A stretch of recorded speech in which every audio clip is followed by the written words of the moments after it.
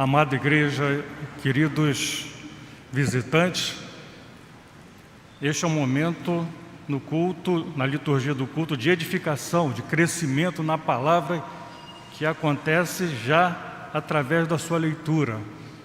O texto indicado para a nossa leitura e depois explanação da palavra pelo mensageiro encontra-se em Atos 7, de 1 a 8. E também nós leremos no final do capítulo os versículos 54 a 60. Então nós vamos ler de forma alternada esses 8 primeiros versículos, depois 54 a 60, e no 60 leremos todos juntos a defesa de Estevão. Então comecemos de pé, aqueles que puderem. Vamos fazer essa leitura alternada em Atos 7, versículo 1 a 8 inicialmente. Então lhe perguntou o sumo sacerdote: porventura é isto assim? Estevão respondeu: varões, irmãos e pais, ouvi. O Deus da glória apareceu a Abraão, nosso pai, quando estava na Mesopotâmia, antes de habitar em Harã. E lhe disse: sai da tua terra e da tua parentela e vem para a terra que eu te mostrarei. Então saiu da terra dos caldeus e foi habitar em Harã, e dali, com a morte de seu pai, Deus o trouxe para esta terra em que vós agora habitais. Nela não lhe deu herança, nem sequer o espaço de um pé, mas prometeu dar-lhe a posse dela, e depois dele a sua descendência, não tendo ele filho. E falou Deus que a sua descendência seria peregrina em terra estrangeira, onde seriam escravizados e maltratados por 400 anos. Eu, disse Deus, julgarei a nação da qual forem escravos, e depois disto sairão daí e me servirão neste lugar. Então lhe deu a aliança da circuncisão. Assim nasceu Isaque, e Abraão o circuncidou ao 8º dia. De Isaque procedeu Jacó, e deste os 12 patriarcas. Versículos 54 a 60. 54. Ouvindo eles isto, enfureciam-se no seu coração e rilhavam os dentes contra ele. Mas Estevão, cheio do Espírito Santo, fitou os olhos no céu e viu a glória de Deus e Jesus, que estava à sua direita. E disse: eis que vejo os céus abertos e o Filho do Homem em pé à destra de Deus. Eles, porém, clamando em alta voz, taparam os ouvidos e, unânimes, arremeteram contra ele. E lançando-o fora da cidade, o apedrejaram. As testemunhas deixaram suas vestes aos pés de um jovem chamado Saulo. E apedrejavam Estevão, que invocava e dizia: Senhor Jesus, recebe o meu espírito. Juntos, então, ajoelhando-se, clamou em alta voz: Senhor, não lhes imputes este pecado. Com estas palavras, adormeceu. O Senhor abençoe em nossos corações essas palavras lidas. Assentava-se, por favor. Deus, o mundo amou, tanto amou, que deu seu Filho para salvar. Louvado seja o nome do Senhor. Eu quero pedir a você que abra sua Bíblia no livro de Atos, no capítulo 7. Deixa a sua Bíblia aberta. Se você tem a Bíblia num dispositivo eletrônico, então ligue a sua Bíblia Nós vamos olhar para o capítulo 7. Nós estamos em uma série de sermões a partir do capítulo 6 do livro de Atos e vai até o capítulo 15. Esta série se chama Dunamis, a esperança em movimento. Nós estamos hoje no terceiro sermão da série, olhando especialmente para o capítulo 7. Deixa a Bíblia aberta aí, segura a Bíblia aberta. Vamos refletir nesta hora sobre a palavra do Senhor. E eu quero convidar você que, mesmo assentado como está, feche os olhos. Nós vamos pedir ao Espírito Santo de Deus que nos ilumine. Nosso Deus e nosso Pai, nós clamamos em nome de Jesus Cristo que o Teu Espírito ilumine a mente dos Teus filhos, a fim de ouvirmos nesta manhã a Tua voz. Faze isto por amor, por misericórdia, porque nós oramos em nome de Jesus. Amém. Não sei se você conhece um texto de Mário Quintana, um dos grandes homens da literatura, e o título deste texto é Inscrição para um Portão de Cemitério.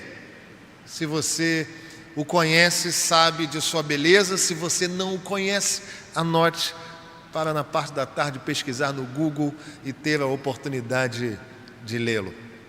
Inscrição para um portão de cemitério, diz assim Mário Quintana: na mesma pedra se encontram, conforme o povo traduz, quando se nasce, uma estrela, quando se morre, uma cruz.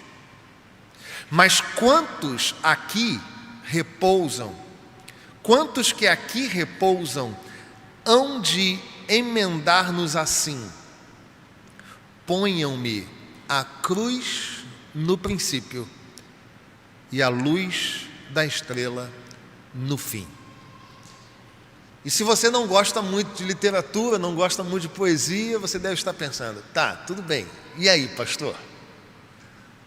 Bom, neste texto de Mário Quintana, nós percebemos que ele descreve a lápide de alguém que partiu.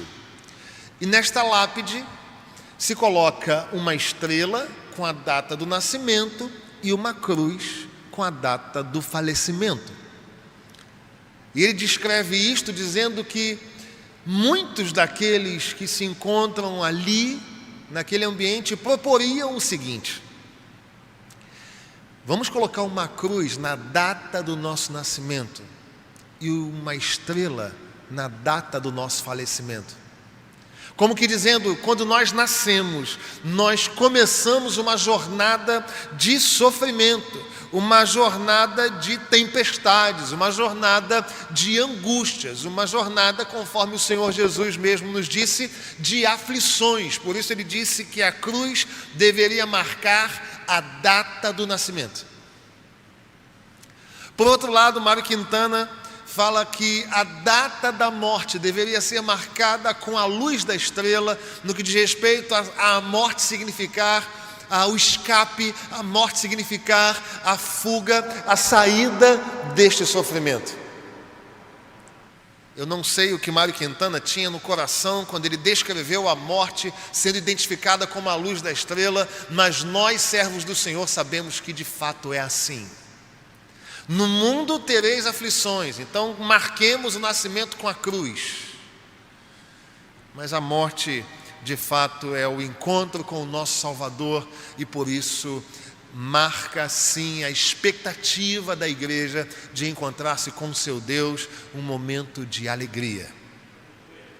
O texto que nós lemos de Atos 7 também narra os sofrimentos da vida até o passamento, até o momento da morte de um grande servo de Deus. Nós vemos no capítulo 6 a instituição dos diáconos e vemos a palavra de Deus definindo Estevão como um homem cheio do Espírito Santo, cheio de sabedoria, cheio de graça, cheio de poder. Mas vemos também que além de servir às mesas como diácono, além de servir àqueles que precisavam, que que careciam, Estevão também prega, Estevão também é usado por Deus para manifestação de milagres, para a expansão do reino de Deus, para a proclamação do reino de Deus, a ponto de este homem ser acusado. Sim, todos quantos proclamam o reino, de alguma forma causam incômodo. E aqueles que se incomodaram com a verdade do Evangelho confrontam Estevão, e Estevão começa a falar sobre o brilho do Evangelho, sobre a luz do Senhor Jesus Cristo, sobre a vida e morte e ressurreição do Senhor, e aquelas pessoas não conseguiam resistir à sabedoria que o Espírito Santo dava a ele. E ele então é acusado injustamente, é acusado de abandonar, é acusado de não cumprir, de não observar a lei. E ele é levado a um tribunal. E o capítulo 7 é exatamente o momento em que ele chega a este tribunal, para o qual foi levado injustamente, porque foram acusações mentirosas, é o que nos diz a palavra do Senhor. E chegando a este tribunal, então, os 71 membros deste tribunal, chamado Sinédrio, interpelam a Estevão dizendo: e aí, Estevão, o que você tem para dizer sobre isto? E ele então faz uma exposição a respeito da história da redenção. Nós lemos apenas os 8 primeiros versículos, mas se você seguir lendo, você vai perceber que Estevão expõe toda a história da redenção até o Messias, até o Senhor Jesus. E ainda assim, expondo a palavra, estes homens, em lugar de se quebrantarem diante da palavra exposta, em lugar de se arrependerem de seus pecados, eles vão contra Estevão, jogam Estevão para fora da cidade e o apedrejam até a morte. E eu gostaria de conversar com você nessa manhã e refletir à luz da palavra de Deus a respeito do seguinte tema. Você que gosta de anotar o tema, é agora, pode anotar. É impossível ser fiel a Deus sem enfrentar maldades. É impossível ser fiel a Deus sem enfrentar maldades.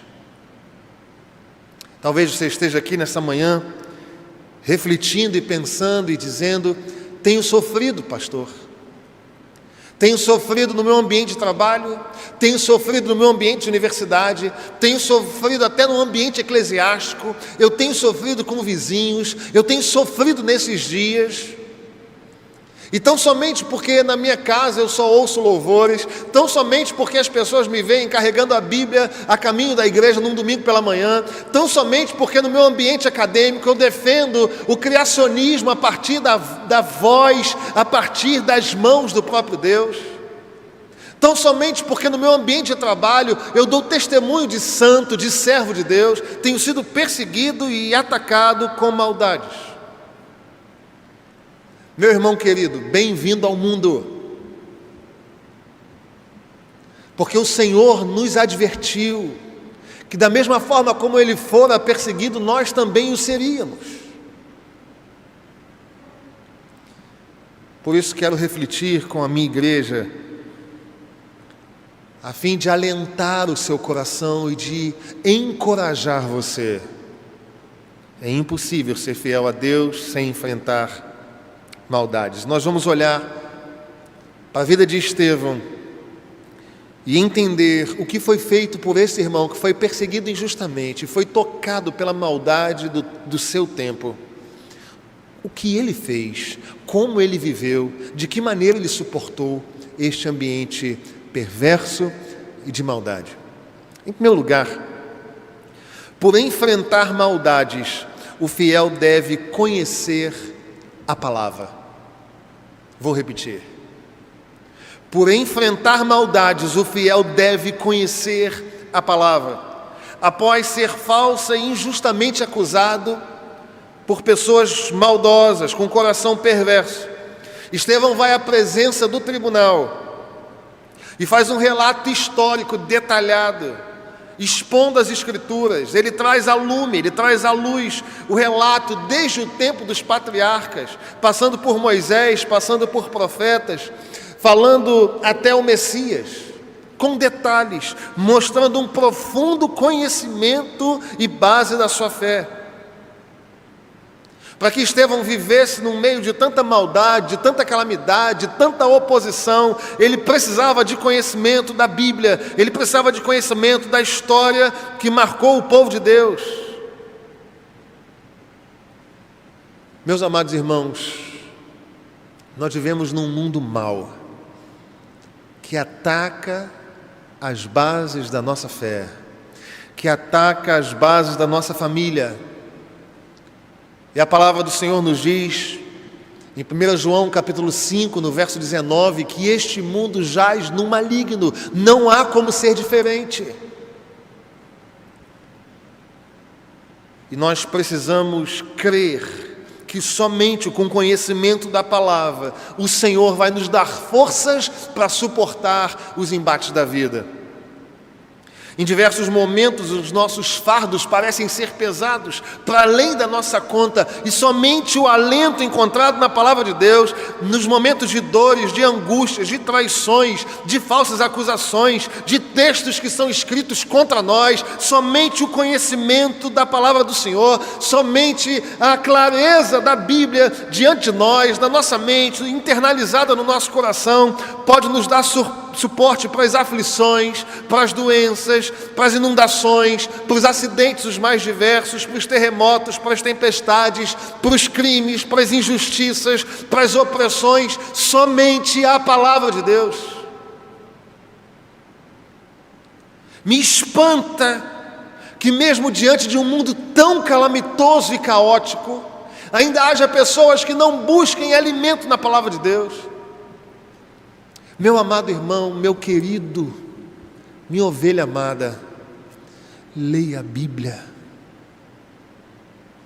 Seja capaz de compreender que somente em Deus você vai suportar as dificuldades e as maldades desse mundo. A palavra do Senhor nos diz, por meio do profeta Jeremias, no capítulo 29, no verso 13: buscar-me-ei e me achareis, quando me buscares de todo o seu coração.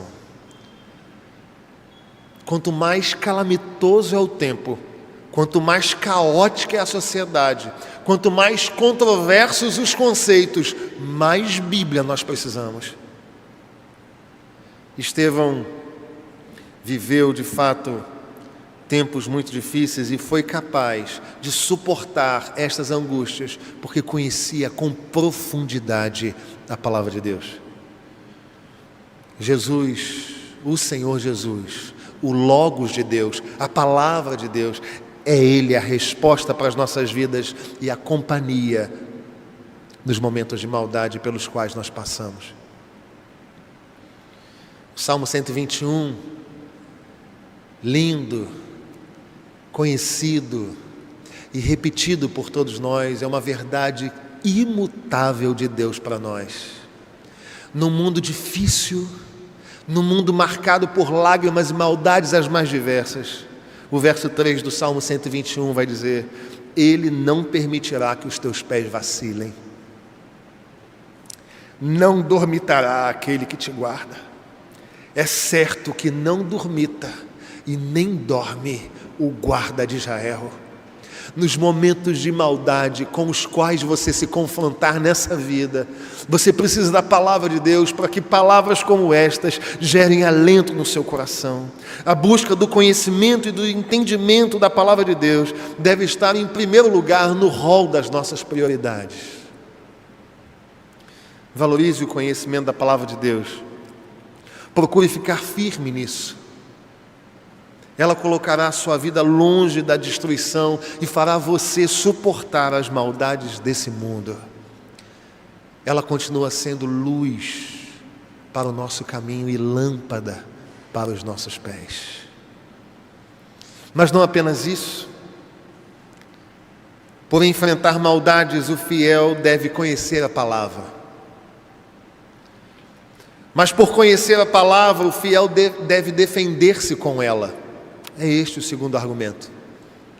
O primeiro argumento, por enfrentar maldades, o fiel deve conhecer a palavra. E por conhecer a palavra, o fiel deve defender-se com ela. É interessante perceber que, ao se defender, Estevão, a partir do verso 2, ele não evoca a retórica, ele não evoca a ciência, ele não evoca a política, ele não evoca o direito ou qualquer outra forma de convencimento. Leia o que está escrito no verso 2, irmãos. Estevão respondeu: varões, irmãos e pais, ouvi. O Deus da glória apareceu a Abraão. Escute isso. Ele estava diante do Sinédrio e o Sinédrio disse para ele: você ridiculariza, você abandona, você não cumpre, você diz algo contra o Deus de Moisés, contra a lei de Moisés. E ele poderia dizer: vocês estão errados, eu sou uma pessoa culta, eu conheço bem a história dos hebreus. Inclusive fiz um curso na escola dominical da catedral. Não que isso não seja importante, irmãos. Não que nós não precisemos de cursos e da ciência e do direito e da retórica. Não, não é isso. Mas o que quero dizer é que por nós conhecermos a palavra de Deus, a primeira palavra de defesa a nosso respeito tem que ser a palavra. Ele expôs a santa palavra como defesa, ele narra a história da redenção e prova não ser um blasfemo. Ele emprega apenas a palavra de Deus como defesa. Vemos muitas pessoas hoje em dia colocando-se socialmente. Depois do advento das redes sociais, parece que um microfone, que um palanque foi dado a cada um. E surgem especialistas em todos os assuntos a cada dia. E você também, como membro desta sociedade, se sente impelido, compelido, impulsionado a emitir posicionamento também. Que o faça, mas que você use a palavra. Igreja do Senhor, você não está diretamente envolvida com as perspectivas apresentadas por esse mundo. Igreja do Senhor, você está envolvida com a palavra. Você precisa emitir um posicionamento? Leia, estude e exponha o assunto que você vai mencionar. Não. Isso é secundário. Leia, estude e aprofunde o seu conhecimento na palavra. Depois sim, leia o que você tiver que ler a fim de emitir sua opinião. A questão é aborto, a questão é sexualidade, a questão é drogas ou outros vícios, a questão é autoritarismo ou cancelamento de CPFs. Veja o que a palavra te permite falar. É impossível ter um cristão abortista, assim como é impossível um cristão celebrar cancelamento de CPFs, irmãos. A Igreja do Senhor está para além desta polaridade. A Igreja do Senhor não é orientada pela voz de alguém do nosso tempo. A Igreja do Senhor é orientada pela palavra de Deus. E eu só ouvi 2 améns, eu vou tentar de novo. Quem orienta a sua vida não é a fala do filósofo, do político, ou aquele que você escolheu para ser o seu mentor aqui humano. O que orienta a sua vida é a palavra de Deus. Amém. Saia dessa dicotomia, saia desses radicalismos sociais, saia da idolatria estabelecida em nosso tempo, saia da polarização. A palavra nos coloca no lugar de enxergar estas questões observando problemas e equívocos independentemente de quem os fale. Não cabe no coração do servo do Senhor a idolatria de pessoas. Sejam alinhados aos pensamentos que forem, o trono da nossa vida é ocupado pelo Senhor. Nós não odiamos homossexuais, nós não os agredimos, nós não os discriminamos, mas também não negociamos o padrão bíblico de sexualidade de casamento. Você entende isso? E que me prendam. Nós vamos continuar afirmando do púlpito dessa igreja aquilo que a Bíblia nos orienta.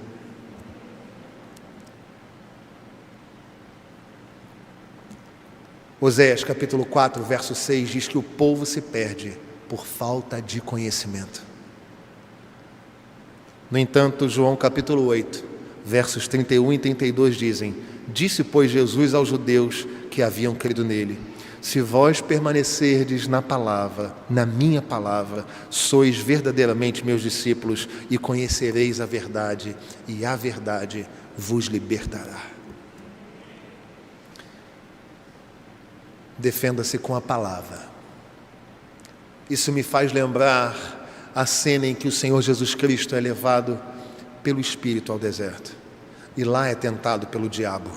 Você lembra quais foram as palavras do Senhor? Está escrito. Nós haveremos de enfrentar maldades no mundo. É impossível ser fiel a Deus sem enfrentar maldades. E por enfrentar maldades, o fiel deve conhecer a palavra. E por conhecer a palavra, o fiel defende-se com ela. Mas em terceiro e último lugar, por defender-se com a palavra, o testemunho do fiel permanece. Olha o que nos dizem os versos 58, 59 e 60. E lançando-o fora da cidade, o apedrejaram. As testemunhas deixaram suas vestes aos pés de um jovem chamado Saulo. E apedrejavam Estevão, que invocava e dizia: Senhor Jesus, recebe o meu espírito. Então, ajoelhando-se, clamou em alta voz: Senhor, não lhes imputes este pecado. E com estas palavras, adormeceu. O verso 58 diz que este homem de Deus foi apedrejado próximo ao Saulo, que foi, tempos depois, convertido pelo Senhor, em Atos capítulo 9, no verso 5. Este mesmo Saulo que consente com a morte de Estevão, uma vez encontrando-se com o Senhor Jesus e perguntando: quem és tu, Senhor? O Senhor Jesus Cristo fala: eu sou Jesus, aquele a quem você persegue. E eu imagino que Saulo, naquele momento ainda sem enxergar, quando ouviu o próprio Deus dizendo para ele: eu sou Jesus a quem você persegue, quantas mortes que ele consentiu passaram na sua memória. Eu acredito que inclusive é de Estevão, porque o texto, o evangelista Lucas nos fala que ele consentiu com essa morte. Eu imagino quantas vezes, naquele tempo ali, até que Ananias fosse orar pelo apóstolo Paulo e caíssem dos olhos dele as escamas, e ele voltasse a ver, e fosse transformado de Saulo em Paulo, e fosse um dos maiores homens do movimento cristão na história. Quantos pensamentos, quantas memórias, quantas lembranças que foram trazidas ao seu coração pelo Espírito Santo, de homens e mulheres de Deus, que tiveram a sua vida silenciada, mas o seu testemunho não. Quantos e quantos e quantos passaram na memória do apóstolo Paulo? Porque sim, meus irmãos, quando nós nos defendemos com a palavra, podem até silenciar a nossa vida, mas não podem silenciar o nosso testemunho. Qual é a melhor definição de sucesso e de legado para você? O que de melhor você pode deixar para os seus filhos? Nós estamos aqui, irmãos, há mais de 2000 anos. Estevão, na sua vida, foi calado, mas do seu testemunho não. Nós estamos aqui falando dele nessa manhã. Então, somente porque ele compreendeu que precisava conhecer a palavra, ele precisava se defender com a palavra, e por isso o testemunho dele permanece.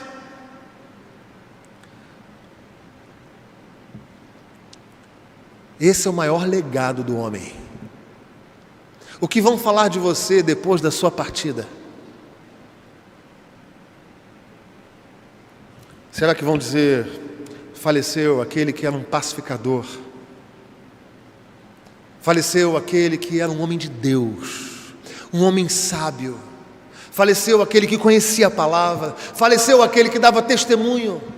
Sim, a nossa vida pode ser silenciada. Se o Senhor Jesus não voltar e nos levar e nos encontrar com vida, todos nós haveremos de passar pela morte, mas o nosso testemunho não, porque nós vivemos fundamentados na palavra.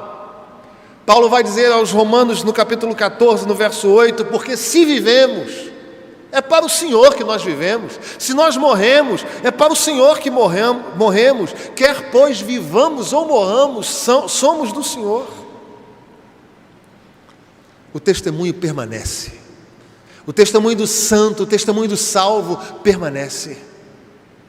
Nós que somos de uma igreja histórica, temos o prazer de pertencer a uma igreja histórica, mas isto também acarreta para nós lágrimas de saudade de tantos irmãos que dividiram bancos conosco. Mas o que nós lembramos deles?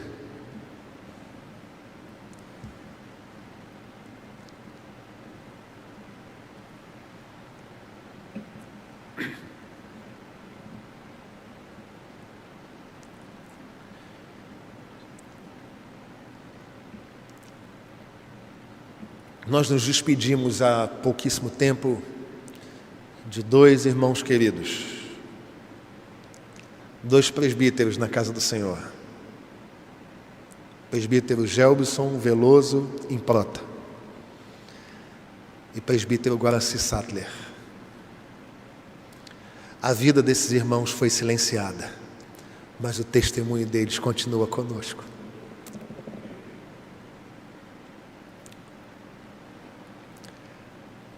É assim no povo de Deus.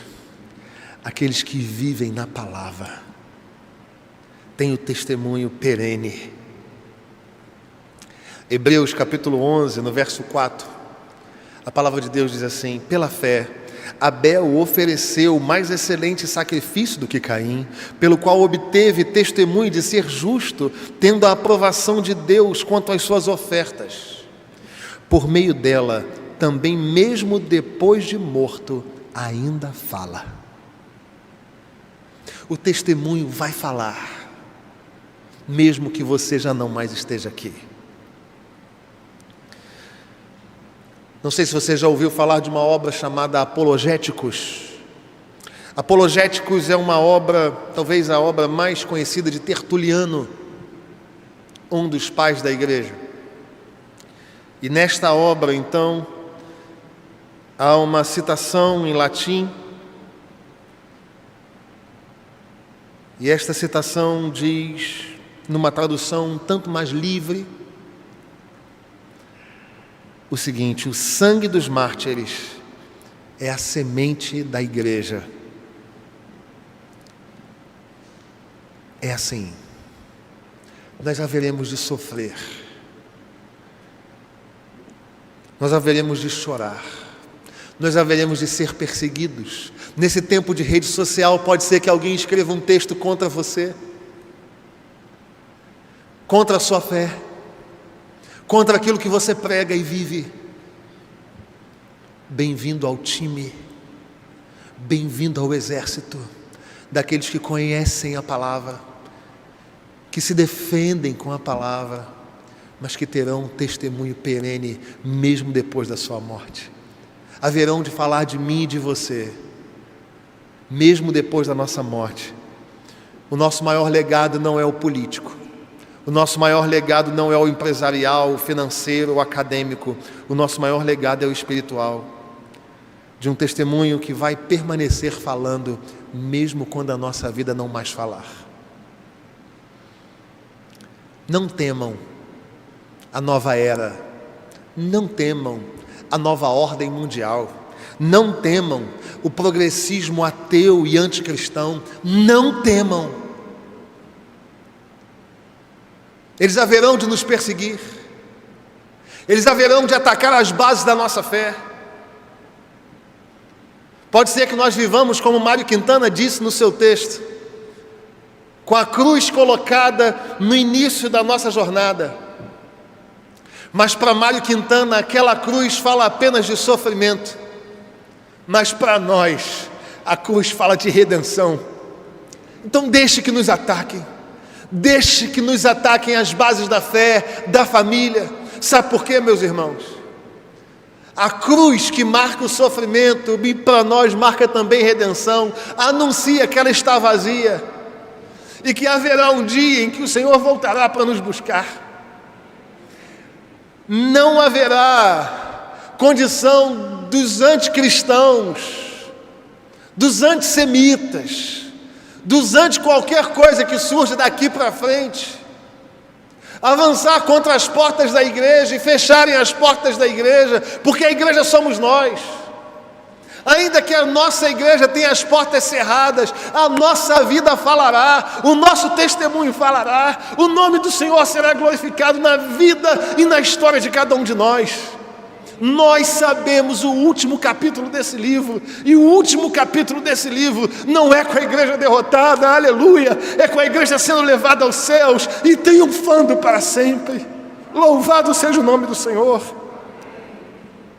Nós poderemos sofrer e chorar pelas maldades dos maus, mas nós não seremos transformados neles, aleluia.